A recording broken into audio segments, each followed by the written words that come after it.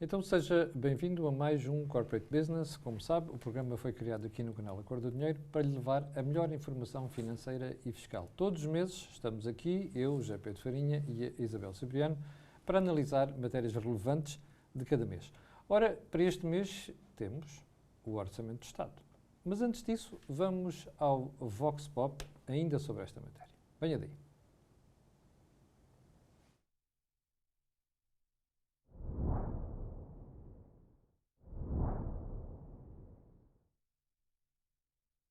Ora bem, a minha opinião, meramente como empresária e não como técnica fiscal ou contabilística, é que uma vez mais o Orçamento de Estado para 2024 é muito pouco atencioso às empresas.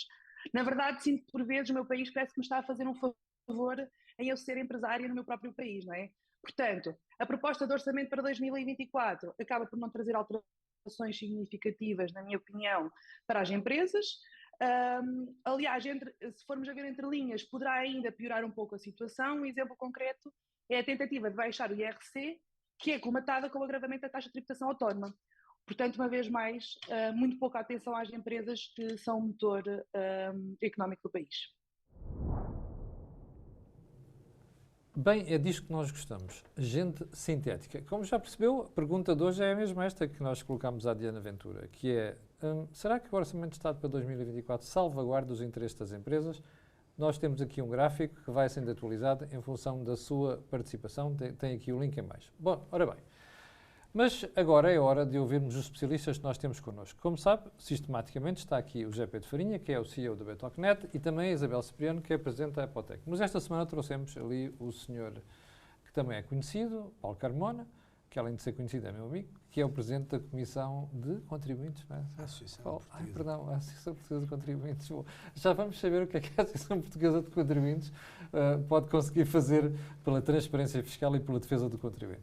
José Pedro Farinha, porquê é que trouxemos este tema do Orçamento de Estado? Porque é uma característica dos programas em novembro.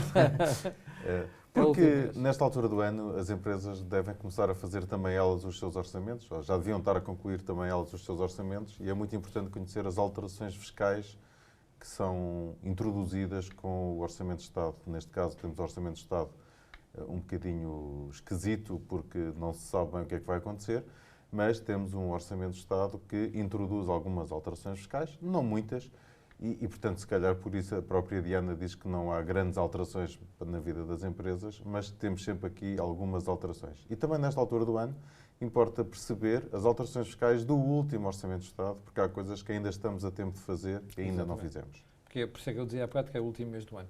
Bom, se tu tivesse... Vamos começar pelo orçamento ainda em vigor. O que é que as empresas e o que é que as pessoas ainda podem fazer, tendo em conta aquilo que ficou definido para este ano? Em primeiro lugar, falar com o contabilista. Porque as empresas nem sempre falam com o contabilista, não é?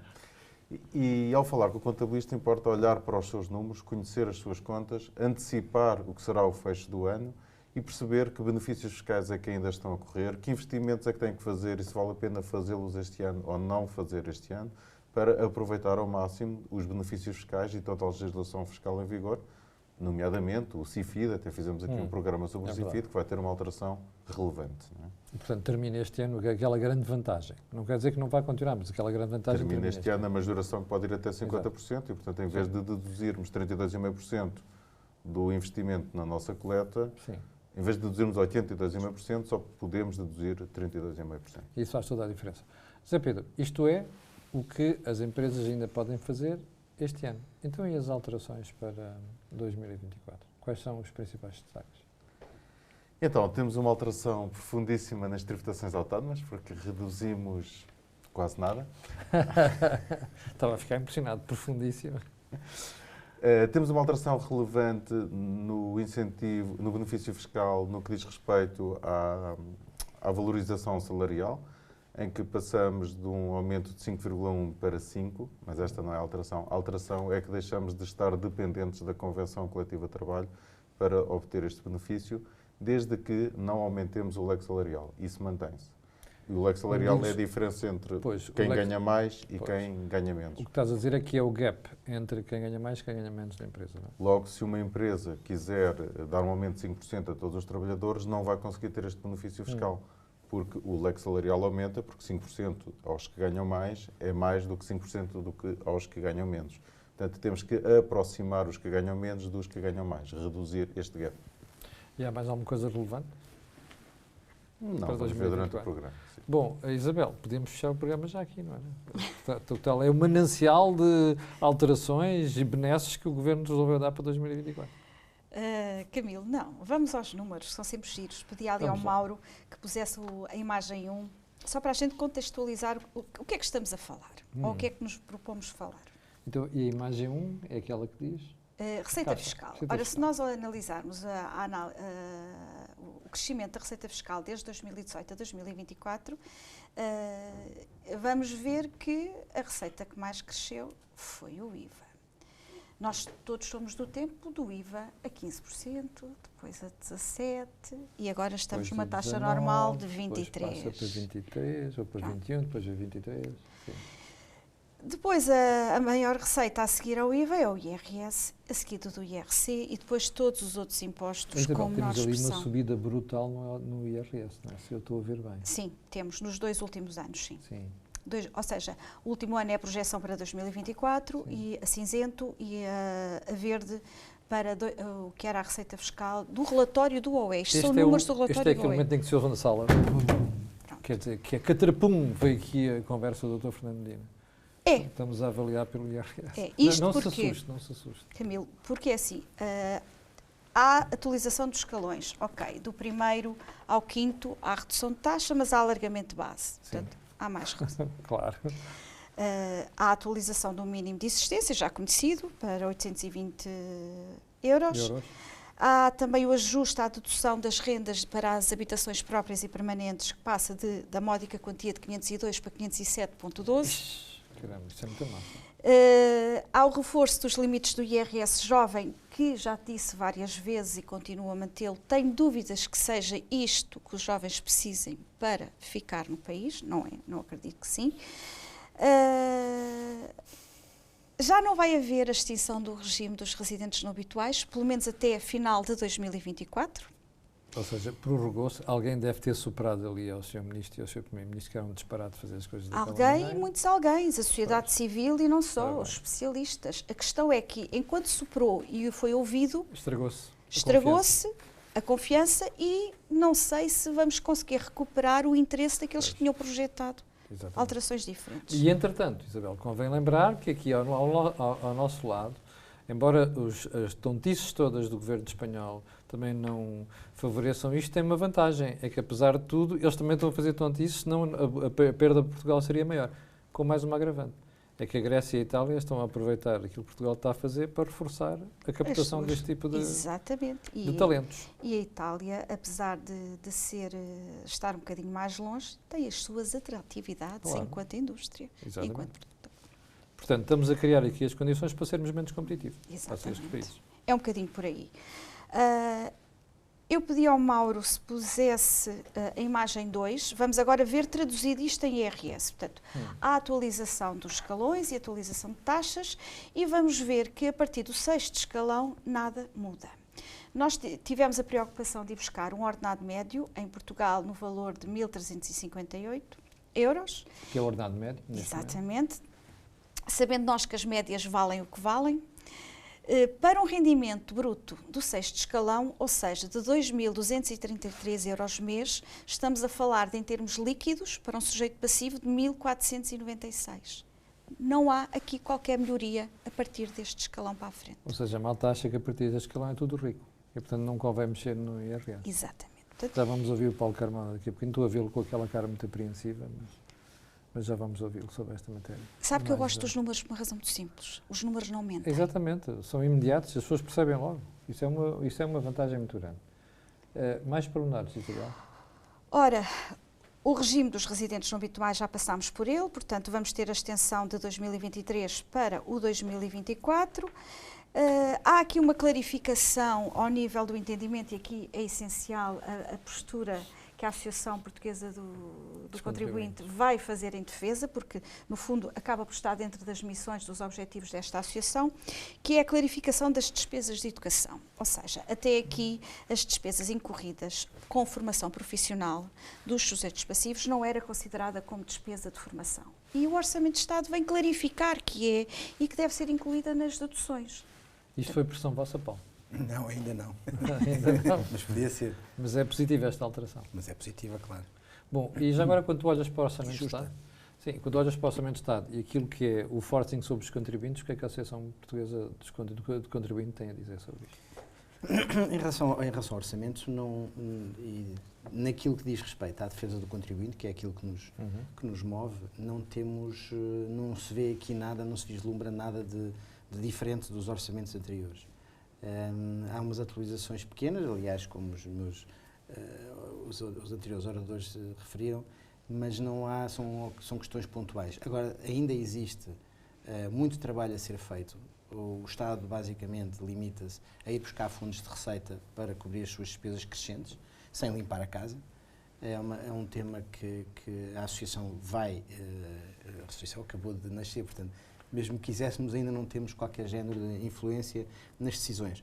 Mas vamos continuar com este trabalho, sobretudo de defender um pouco, reequilibrar a relação que existe entre o contribuinte e o Estado. Mas achas que vão conseguir ter algum resultado nessa matéria? Porque os governos ignoram olimpicamente os contribuintes. Tem sido assim ao longo das últimas décadas.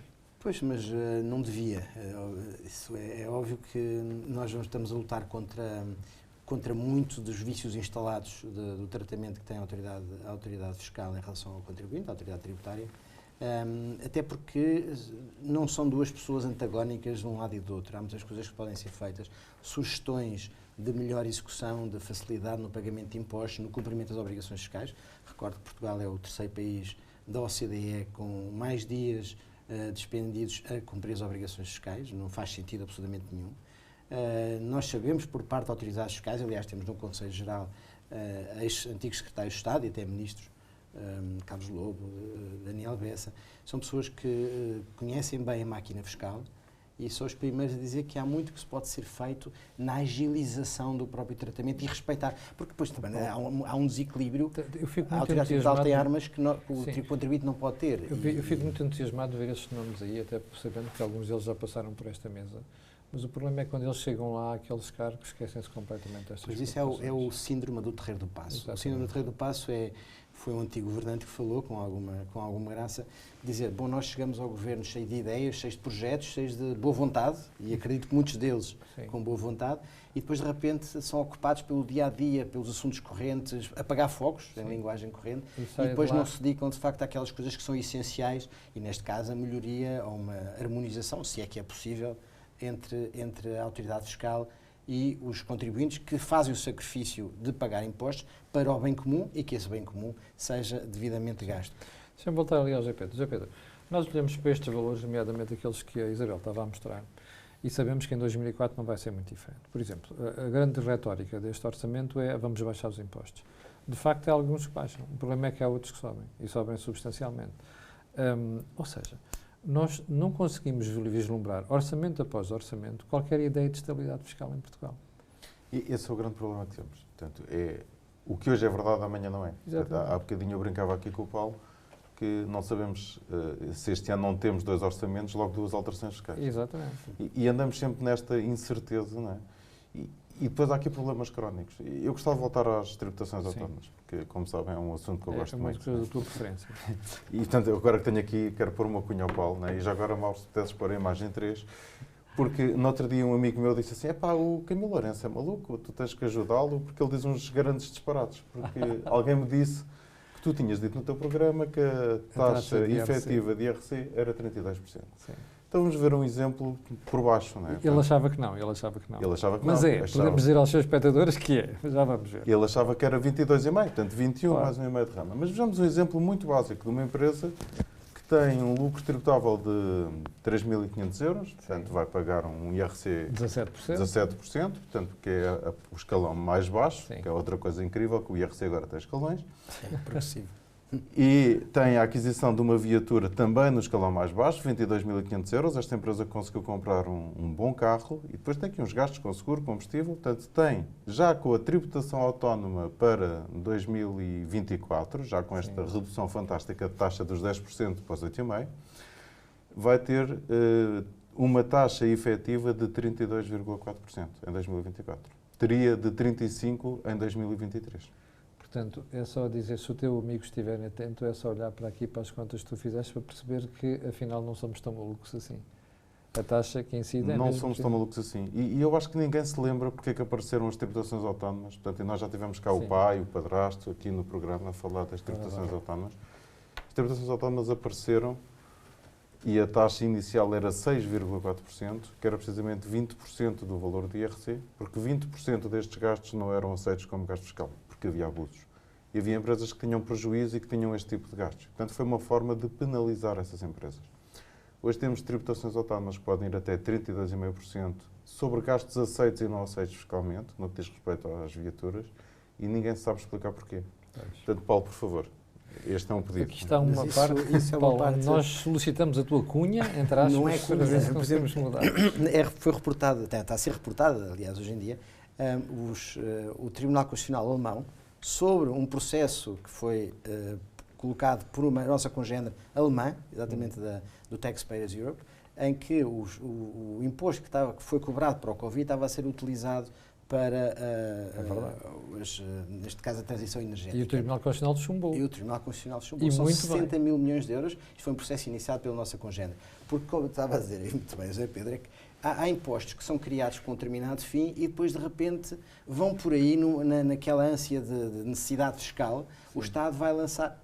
Agora, isto é um pormenor que eu acho delicioso, o imposto, por exemplo, sobre o tabaco, que é um imposto importante, né, a nível de contenção do consumo, chamado imposto sanitário. De repente, o Estado já o estendeu àqueles vaporizadores. Os vaping, etc. Quer dizer, não tem certamente o risco sanitário que tem, como bem não farão, mas não serão aquele mal, para o caso daquele imposto sanitário. Mas fez-se uma implementação extensiva e aplicou-se àqueles impostos. Aplica-se àquilo. Portanto, o Estado vai por aí fora. A taxa de carbono, hoje em dia, é aplicado a energias renováveis, biocombustíveis, etc. por aí fora, porque ele foi criado para combater os poluentes de emissão de carbono. De repente já vai por aí fora. Portanto, é aquilo que acontece, por maior ou menor vontade, hoje em dia já se perdeu um bocadinho a noção dos impostos como aquilo que é necessário. Ou seja, e é isso a Associação também é o que dá jeito ao Estado para ir buscar os 4 mil impostos, taxas e taxinhas, há muito que se perderam a sua razão de ser, cada um dos impostos. Há impostos, por exemplo, aliás, o estudo da CIP em comunidade da IUI, que fala em impostos em receitas fiscais de 350 euros, não faz sentido absolutamente nenhum. Mas lá está que tínhamos a falar aquela síndrome do Terreiro do Paço, em que o Estado, naquela ânsia de apagar fogos porque precisa de receitas fiscais, depois acaba por não fazer, de facto, aquilo que é necessário fazer na reestruturação dos impostos. Isabel, e além desta questão da instabilidade fiscal, temos, de facto, um agravamento fiscal. Aliás, há 3 anos consecutivos que nós batemos recordes de carga fiscal. No ano passado, este ano, e vai ser no próximo ano também. O que significa que, de facto, a tributação continua a subir. Sim, Camilo, os números não mentem. Exatamente. E a gente pode-os disponibilizar a quem queira. Portanto, é uma questão de fazerem as contas. Eu gosto dos números por isso, não enganam. Repare, neste momento já estamos na fase... Este orçamento é muito atípico porque já tem alterações a pensar nas eleições de março. Repare, nós temos uma janela de 36 meses... enquanto contribuintes, para o reinvestimento das mais-valias das habitações próprias e permanentes. É uma coisa estanque, está no código do IRS há anos. Atenção, até março, não sabemos se isto se mantém ou não. Até 31 de dezembro de 2024 vamos ter uma janela de diferimento de um ano, ou seja, podemos ter o reembolso das mais-valias mesmo que os 36 meses já tenham sido expirados. Pronto. Isto é uma medida meramente... ao sabor do tempo que estamos a viver. Um orçamento de Estado tem que ser um compromisso com o país, com os cidadãos. Não pode ser continuamente medidas avulsas ao sabor da maré. Isto é contraproducente. Isto é um documento que devia vigorar por um ano e depois tem medidas que acabam por afetar tudo o resto daquilo que é a relação do indivíduo com a sociedade. Até havia de vigorar por mais anos. Devia só incidir naquilo que fosse extremamente necessário à gestão corrente daquele ano.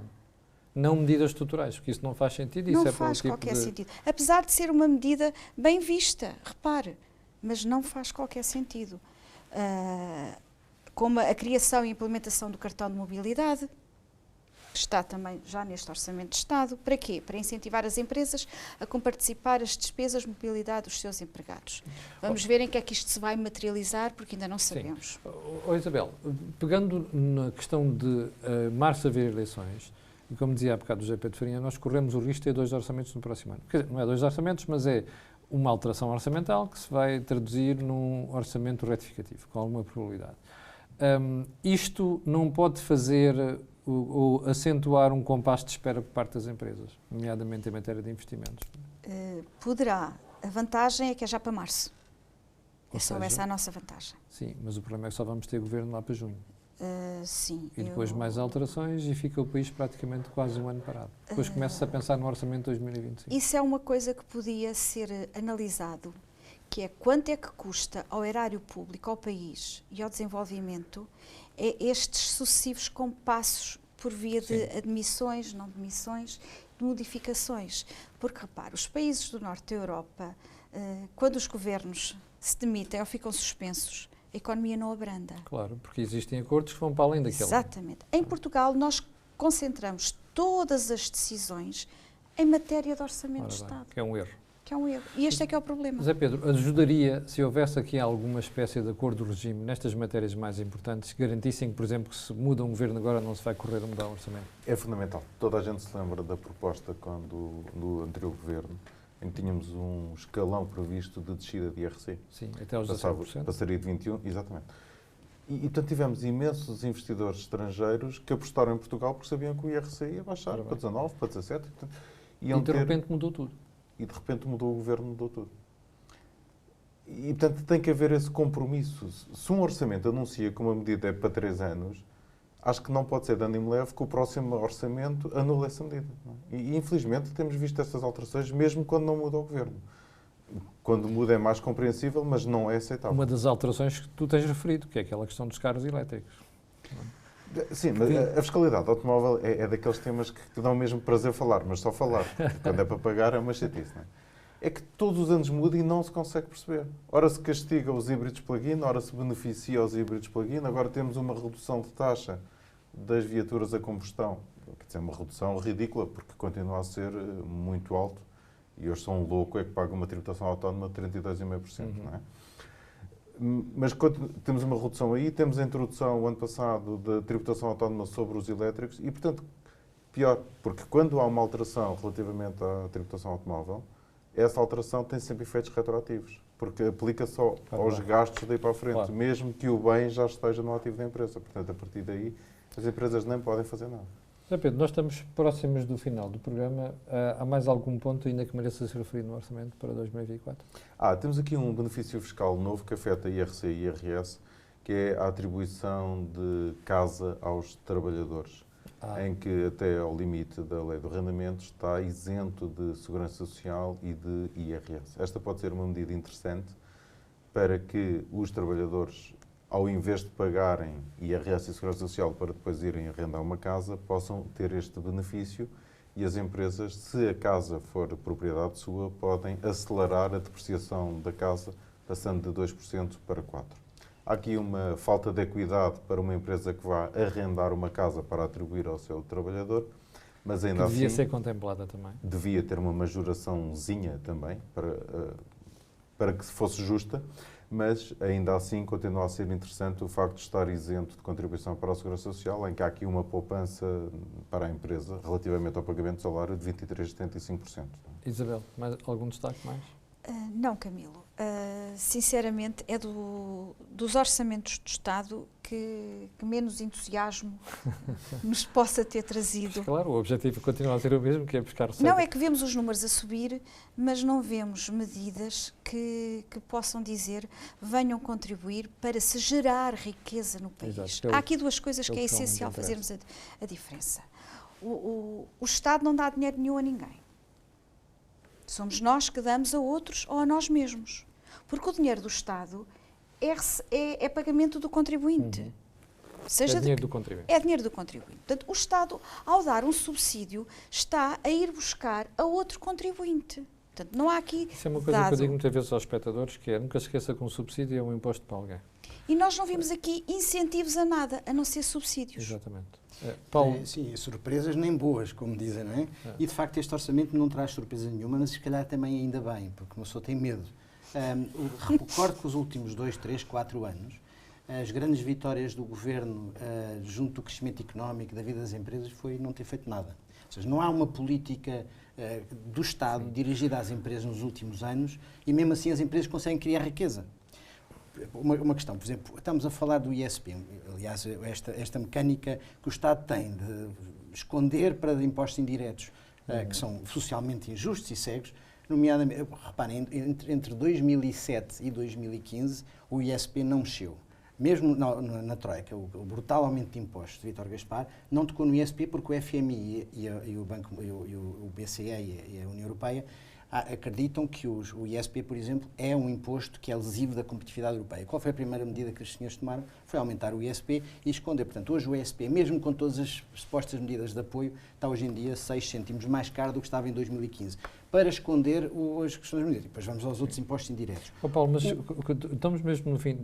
Consegues abreviar isso? Que eu tinha aqui um pedido ainda para te fazer como Presidente da Comissão. Sim, muito rápido. Por exemplo, a questão dos sacos de plástico. Esta questão que agora aumentar os sacos de plástico. Então, e a fruta que já vier embalada, como é que é? Ou seja, há um critério que é ir buscar coisas, taxar impostos. Sim. A questão que estávamos a falar, por exemplo, não falámos do IUC, que eleitoralmente depois acabou por cair, mas os carros poluídos, os carros antigos poluem. Então, em vez de estar a aumentar o subsídio para a troca de carros, não vai-se castigar e vai penalizar quem não tem dinheiro para trocar os automóveis. Por exemplo, uma das questões que era importante ter, em vez de estar sempre a penalizar, sempre a taxar, utilizarem isso para ir buscar mais impostos, o que é feito da discussão do decreto-lei estava previsto para 2019, de havermos, por exemplo, depósito de caução das garrafas que nós compramos nos supermercados, de forma a termos a devolução da caução quando iríamos entregar. E isso era uma forma brutal de fazer a reciclagem dos plásticos e penalizar. É um incentivo. Claro. Que já tivemos isso no passado. Mas o Governo, em termos de transição ambiental e transição energética, não sabe criar incentivos, só sabe criar o pau, a cenoura nunca dá. E é isto que, mais uma vez, nós vemos este orçamento. Olha, nós vamos ter mais uma cunha, que é pedir que a Comissão consiga intervir no sentido de fazer aquela alteração que o GP estava a falar há bocadinho, que é utilizar o mesmo regime para a empresa que tem uma casa e disponibiliza ao trabalhador e para a empresa que tem que arrendar uma casa para o trabalhador. Portanto, fica o pedido à Comissão da Associação de Contribuintes. Temos muito trabalho para fazer, de certeza. Seguramente. José Pedro Farinhas, estamos quase no final. Qual é que é o e-mail para onde as pessoas podem colocar questões? corporatebusiness@betocnet.com. Olha, e qual é o programa do próximo mês? Isso é que ainda não sabemos. Olha, não se esqueça de uma coisa, ainda pode haver alterações. Estamos a falar do orçamento de 2024, já aprovado, mas não se esqueça que depois pode haver ainda alterações, nomeadamente aquelas mais significativas que poderão ocorrer a partir de junho, que é a altura que eu calculo que vamos ter governo. Olha, quanto ao gráfico, nós tínhamos feito aqui pergunta sobre se o orçamento respondia às preocupações das empresas. 35% diz que nunca pensou nisso e 11% diz que sim e não diz 50%. Portanto, vamos mandar este gráfico para o Sr. Estado dos Impostos, que já teve o prazer de estar aqui connosco. Foi o Corporate Business deste mês, Orçamento de Estado para 2024. Fique bem, se não nos virmos até lá, espero que entre muito bem em 2024. Nessa altura, esta equipa estará aqui, isso pode ter a certeza, para lhe continuar a trazer a melhor informação financeira e fiscal. Muito obrigado, tenha um santo mês.